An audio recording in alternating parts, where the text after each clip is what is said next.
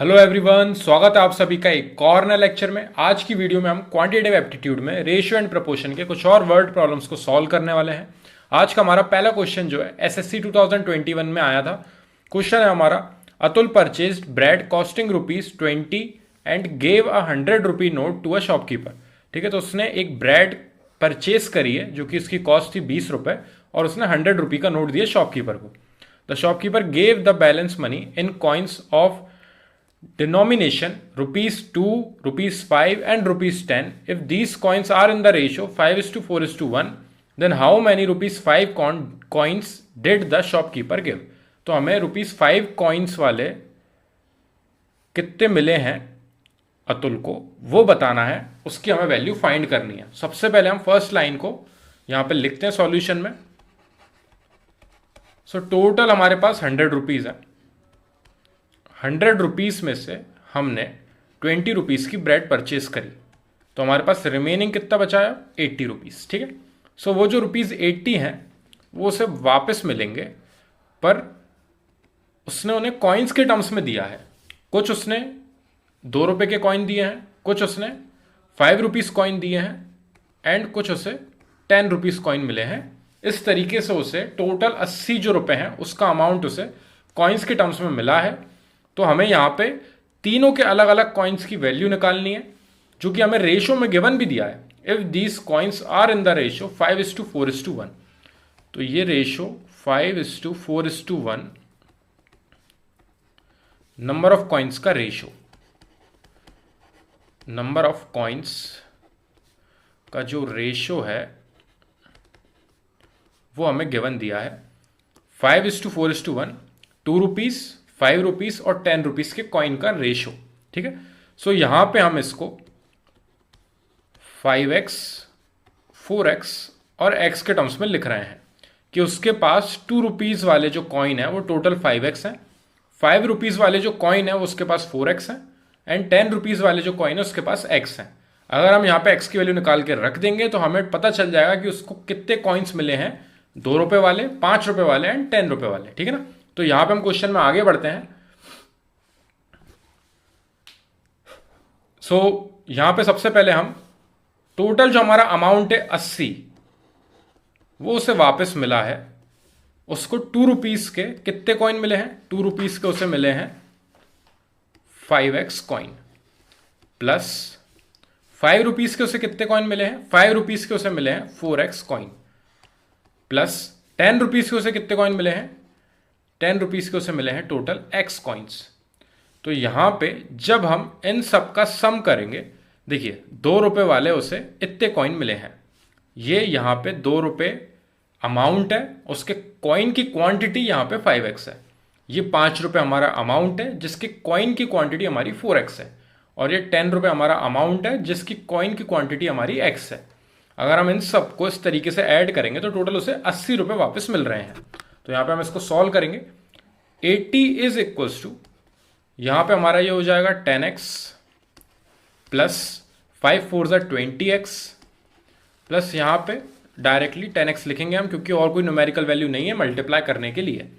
So 80 is equals to, ये add हो जाएंगे हमारे, ये ऐड होके हमें देगा कितना? 40x, 10 plus 20 plus 10 total 40x हो जाएगा हमारा यहाँ पे।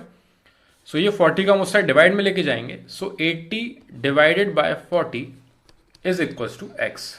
सो यहां पे हमारी x की वैल्यू आ जाएगी कैंसिल आउट होने के बाद 2। तो x की हमारी वैल्यू आ चुकी है 2। अब हमें क्वेश्चन में पूछा क्या गया था उस पर हम एक बार और वापस फोकस करते हैं। हमसे पूछा है then how many ₹5 coins did the shopkeeper give. तो शॉपकीपर ने उसे ₹5 वाले कितने कॉइन दिए हैं? ₹5 वाले उसे 4x कॉइन दिए थे, जिसमें x की वैल्यू हमने जस्ट फाइंड करी है। तो यहां पे उसे 4x कॉइन मिले थे 5 रुपीज वाले, जिसमें हम x की जगह पे 2 सब्सिट्यूट करेंगे और हमारा फाइनल आंसर आएगा 8। तो उसे 8 कॉइन मिले हैं ₹5 वाले। अब हम यहाँ पे एक बार सबकी वैल्यू निकाल लेते। देखिए ये 5 रुपीज कॉइन की अपनी हमारी 8 आ रही है। मैं यहाँ पे इसको इस तरीके से लिख रहा हूँ। देखिए यहाँ पे ये हमारी फर्स्ट आई है 10, x की वैल्यू 2 पुट करने के बाद। सेकेंड वैल्यू हमारी आ रही है 8 एंड थर्ड वैल्यू हमारी आ रही है 2। इसमें कोई भी दिक्कत नहीं होगी। मैंने x की जगह पे ये 2 सब्सिट्यूट करा है बस।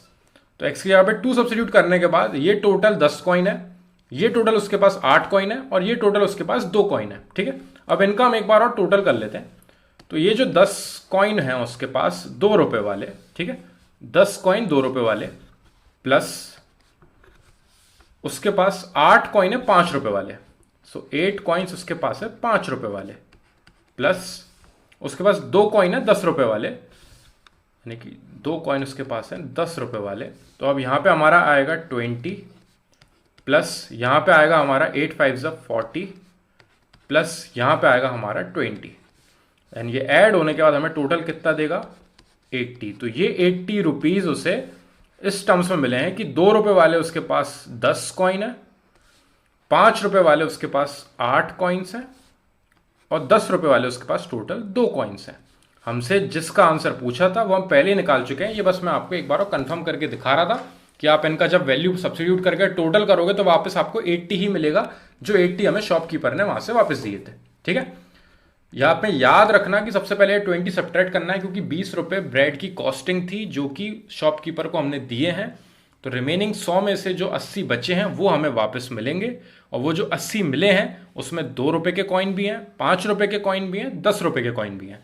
2 रुपए के कॉइन 5 रेशो में है, 5 रुपए वाले 4 रेशो में है और 10 रुपए वाले 1 रेशो में है। तो 5:4:1 हमें रेशो गिवन था, तो हमने 5x 4x और x यहाँ पे वैल्यूज मानी इन्हें। अब इसका इसमें मल्टीप्लाई करेंगे तो हमें टोटल रुपीज मिलेंगे जो 2 रुपए के कॉइन वाले हैं। तो हमने यहाँ पे लिखी वो वैल्यू, 2 रुपए के कॉइन कितने मिले हैं 5x, 5 रुपए के कॉइन कितने मिले हैं 4x और 10 रुपए के कॉइन हमें कितने मिले हैं x। ये तीनों वैल्यूज को यहाँ पे रखा, मल्टीप्लाई करने के बाद जो नॉर्मल वैल्यू आई उन सबको ऐड किया, इक्वल्स टू में 40x और उस साइड हमारा 80 चल रहा है, 80 रुपीज हमें वापस मिले हैं, एंड कैंसिल आउट करके हमारी x की वैल्यू 2 आएगी और 2 ले जाके हमने जो भी हमसे आंसर पूछा था वहां सब्स्टिट्यूट करी तो हमारा फाइनल आंसर 8 आया। इसी तरीके से वो किसी की भी नंबर ऑफ क्वांटिटीज पूछ सकते थे, तो अगर वो 2 रुपए कॉइन वाली पूछे तो यहाँ रखनी है, और अगर वो 10 रुपीज वाली पूछे तो यहाँ पे रखनी है। ठीक है, इस तरीके से हमारा ये क्वेश्चन कंप्लीट होता है। नेक्स्ट क्वेश्चन पे हम आगे बढ़ते हैं। नेक्स्ट क्वेश्चन है हमारा, A, B and C started a business by investing rupees 13750, rupees 16250 and rupees 18750 respectively. So यहाँ पे सॉल्यूशन में हम स्टार्ट करेंगे। A, B और C 3 लोग हैं, तीनों ने यहाँ पे कुछ अमाउंट इन्वेस्ट किया है। वो अमाउंट इन्वेस्ट किया है वो हम यहाँ पे लिख लेते हैं 13750, सेकंड का है हमारे पास 16250 एंड थर्ड का है हमारे पास 18750। तो ये जो इन्वेस्ट किए हैं ये इन्वेस्टमेंट है, ये इन्वेस्टमेंट है तीनों का अलग अलग। ठीक है, ये हमारा एसएससी 2021 में आया था और क्वेश्चन। ठीक है, सो हमारा ए, बी और सी का इन्वेस्टमेंट हमने यहां पे लिख लिया है। अब हमसे आगे क्या बोला है, if B share in the profit earned by them is rupees इतना। तो बी का जो प्रॉफिट है वो 5200 हमें गिवन है। सो हमें बताना क्या हमें, what is the total profit in rupees earned by them together. तो उन सब ने मिलकर टोटल कितना प्रॉफिट कमाया है। हमें बी का अलग से प्रॉफिट मिला है तो हमें यहां पे अलग से लिख लेते हैं बीस प्रॉफिट। बी का प्रॉफिट है हमारे पास 5200, 5200 रुपये उसका प्रॉफिट बी का है। सिर्फ हमें टोटल प्रॉफिट बताना है, तो उसके लिए हमें सबसे पहले इनका रेशो पता होना जरूरी है कि ये किस रेशो में इन्होंने इन्वेस्ट किया था। जब वो रेशो हम फाइंड कर लेंगे वो सेम रेशो में इनका प्रॉफिट अर्न होगा, क्योंकि अगर किसी ने 200 रुपये लगाए हैं यहाँ पे एंड किसी ने यहाँ पे 300 रुपये लगाए हैं, ठीक है, एंड यहाँ पे किसी ने 400 रुपये लगाए हैं, अगर इस तरीके से किसी ने इन्वेस्टमेंट किया है पैसे का और यहाँ पे उन्हें जब प्रॉफिट हो रहा है जैसे कि 20, 30 और 40, तो जिस तरीके से वो इन्वेस्ट करेंगे उसी तरीके से उनको प्रॉफिट मिलेगा। ठीक है ना, इसमें प्रॉफिट का अलग से रेशो नहीं गिवन है, इसलिए जो इन्वेस्टमेंट का रेशो आएगा वही हमारा प्रॉफिट का रेशो होगा। सो 20, 30 और 40, क्योंकि इसने 200 रुपये इन्वेस्ट करे सो इसको प्रॉफिट 20 मिला, इसने 300 करे इसलिए इसको प्रॉफिट 30 मिला, और इसने यहाँ पे 400 करे इसलिए इसको प्रॉफिट 40 मिला। ठीक है, तो वही सेम प्रोसेस ऊपर होगा। यहाँ पे अगर आप चाहो तो इसको देखोगे, इन्वेस्टमेंट का रेशियो है आपका 2:3:4। अगर आप इन तीनों को रेशियो में लाओगे तो दोनों से पीछे से जीरो कैंसिल आउट हो गए, 2:3:4 में उनका इन्वेस्टमेंट है और अगर आप उनका प्रॉफिट का निकालोगे तो वो भी आपको 2:3:4 ही मिलेगा। तो जब भी अगर आपको ऐसे अलग से उन्होंने रेशो ना दिया हो प्रॉफिट का या लॉस का, तो आप जो इन्वेस्टमेंट का रेशो आएगा वही रेशो के टर्म्स में आप वैल्यू सब्स्टिट्यूट करके टोटल प्रॉफिट या टोटल लॉस निकाल सकते हो। ठीक है, सो यहाँ पे मैं ये जो मैंने एग्जांपल दिया था मैं ये रब कर रहा हूँ। हम क्वेश्चन पे आते हैं। क्वेश्चन में हमें सबसे पहले इनका रेशो निकालना है। रेशो निकालने के लिए क्या होगा, जो तीनों वैल्यू जिससे कैंसिल आउट होंगी वहीं तक अपन इसको सॉल्व करेंगे। ऐसा नहीं कि अगर ये दोनों कैंसिल आउट होती जा रही हैं तो इन दोनों को करते चलेगा, नहीं, तीनों कैंसिल होनी चाहिए सेम नंबर से। जैसे तीनों 0 0 0 कैंसिल आउट हो जाएंगे, यानी 10 से तीनों वैल्यू डिवाइड हो रही हैं, तो हमारे पास मिलेगा 1375, 1625, 1875।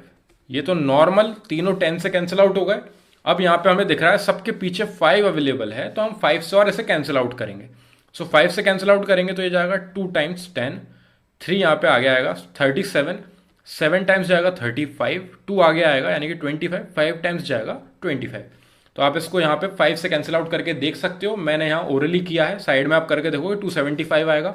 सेम यहाँ पे कैंसिल आउट करेंगे हम 5 से कैंसिल आउट होगा ये 3 टाइम्स 15, 1 इधर आएगा 12 हुआ, 2 ज़ा 10, फिर 2 इधर आएगा 25, 5 ज़ा 25, कॉमा अगले को हमने फिर कैंसिल करा यहाँ पे, ये 3 टाइम्स वापस 15, 3 बचा 37, 37 जाएगा हमारा 7 टाइम्स 35 एंड 2 आएगा हमारा 25, 5 टाइम्स। ये हमने कैंसिल आउट करा इन तीनों को 5 से। तीनों कैंसिल आउट होना बहुत कंपलसरी है। अगर सिर्फ ये दोनों कैंसिल आउट हो रहे होते और ये नहीं हो रहा होता तो हम इसको और आगे नहीं प्रोसीड कर पाते, हमें यहीं छोड़ना पड़ता और ये हमारा फाइनल रेशो हो जाता। जब तक ये सेम न्यूमेरिकल वैल्यू से कैंसिल आउट होते जाएं तब तक करते जाना है। तो हम यहाँ पे आगे और बढ़ेंगे क्योंकि सबके पीछे 5 अवेलेबल है, तो तीनों 5 से फिर से कैंसिल आउट होंगे। तो हमारा यहाँ पे आएगा 5 से कैंसिल आउट करने का 5 5 ज़ा 25, वापस 2 बचेगा, देन 5 5 ज़ा 25, तो 55 टाइम्स जाएगा ये। यहाँ पे हम करेंगे तो 6 टाइम्स जाएगा ये एंड 5 टाइम्स जाएगा ये, तो 65 यहाँ पे आएगा एंड यहाँ पे कैंसिल आउट करेंगे तो यहाँ पे आएगा हमारा 75। ये कैंसिल आउट अभी फिर से 5 से हो सकते हैं, तो हम इसको और सिंप्लीफाई करते हुए चलेंगे। 5 से कैंसिल आउट होने के बाद यहाँ पे आएगा 11, 13, 15। अब ये जो है इसके बाद ये सेम न्यूमेरिकल वैल्यू से कैंसिल आउट नहीं हो रहे हैं। एक तो इनमें प्राइम नंबर ही आ चुका है और दूसरा भी प्राइम नंबर है, तो ये गारंटी किसी और चीज़ से कैंसिल आउट नहीं होने वाले हैं। तो यहीं पे हमारा ये जो है फाइनल रेशो हो जाएगा। सो इनका जो इन्वेस्टमेंट है वो 11:13:15 के रेशो में है, जो कि टोटल इन्वेस्टमेंट हमें पता है तीनों का क्या है, जिससे हमें अब मतलब नहीं है, हमें वो रेशो से मतलब था जो कि हमने यहाँ पे फाइंड कर लिया है कि इस रेशो में उन्होंने इन्वेस्ट किए थे और इसी रेशो में उनका प्रॉफिट अर्न होगा। और प्रॉफिट हमें बी का पता है, तो ये जो 13 का रेशो है, ये जो बी का रेशो है 13, इसकी वैल्यू हमें पता है कि इसने 5200 रुपए इसको अर्न करे हैं इसने प्रॉफिट में, 5200। बाकी की 2 की वैल्यू पता होती तो हम यहाँ पे डायरेक्टली इन तीनों को ऐड करके टोटल प्रॉफिट बता देते, लेकिन यहाँ पे टोटल प्रॉफिट निकालना है तो 20 प्रॉफिट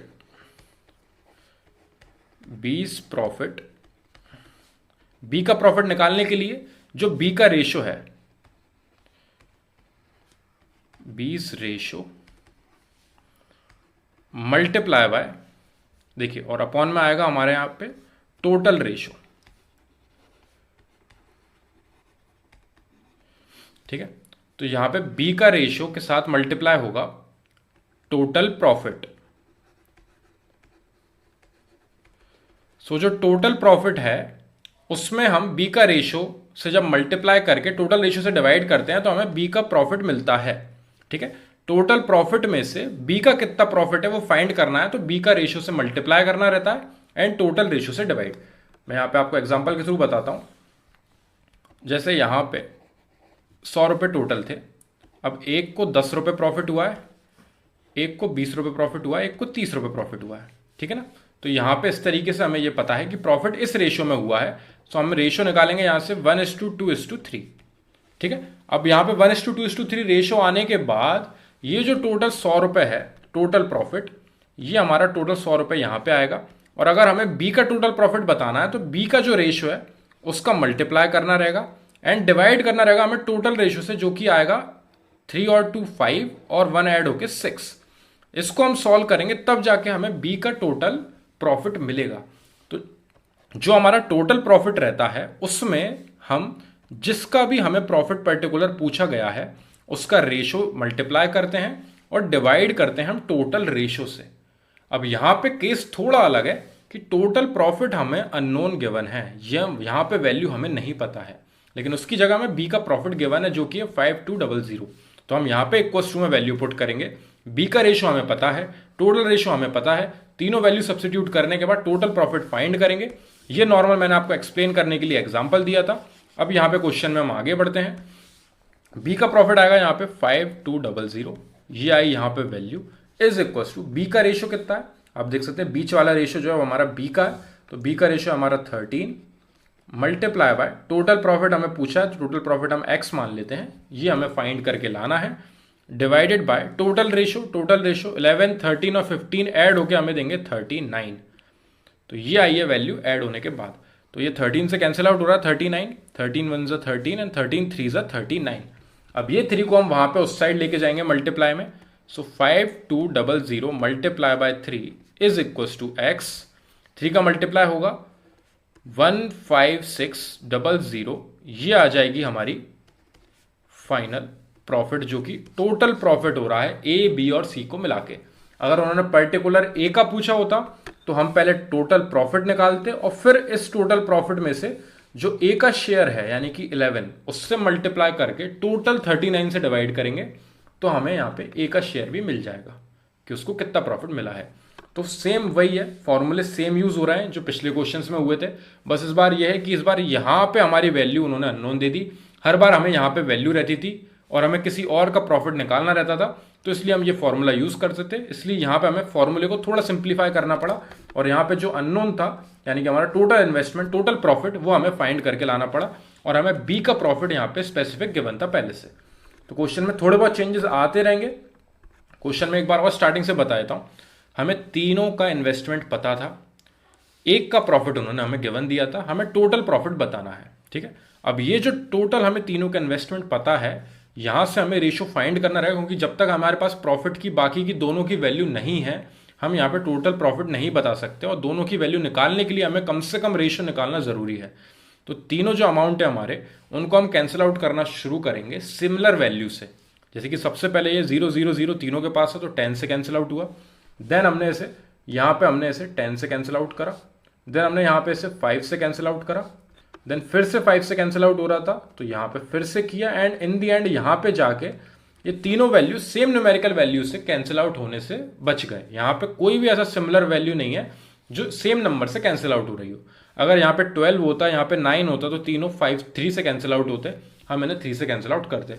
सिंप्लीफाई करना है जहां तक हो सके, जिस पॉइंट पे आके रुक जाए वो हमारा फाइनल रेशियो होगा। अब उस फाइनल रेशियो की हेल्प से हमें यहाँ पे तीनों का प्रॉफिट का जो सम है वो फाइंड करना है। एक का प्रॉफिट उन्होंने हमें गिवन दिया है 5200, तो वो बी का प्रॉफिट जो है वो हम यहाँ पे पुट करेंगे।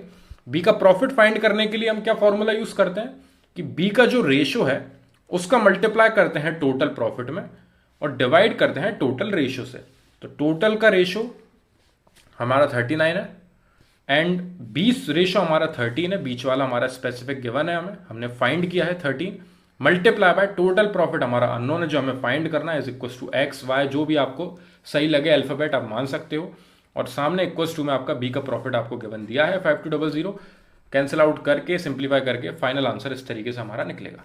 तो कोई भी डाउट हो अगर आपको इस क्वेश्चन में, या फिर वो पिछला क्वेश्चन जो हमने कॉइन वाला किया है वो जरूर स्पेसिफिकली आप अच्छे से एक बार देखना इसको, और अगर समझ में ना आया तो इसको जरूर आप मेंशन करना, क्योंकि जो अभी मैंने नेक्स्ट क्वेश्चन करवाया था उस टाइप के हम काफ़ी क्वेश्चंस कर चुके हैं इन्वेस्टमेंट वाले, लेकिन ये हमने पहला क्वेश्चन ट्राई किया था जिसमें अलग अलग कॉइन्स हमें गिवन थे, ₹2, ₹5 एंड ₹10 वाले।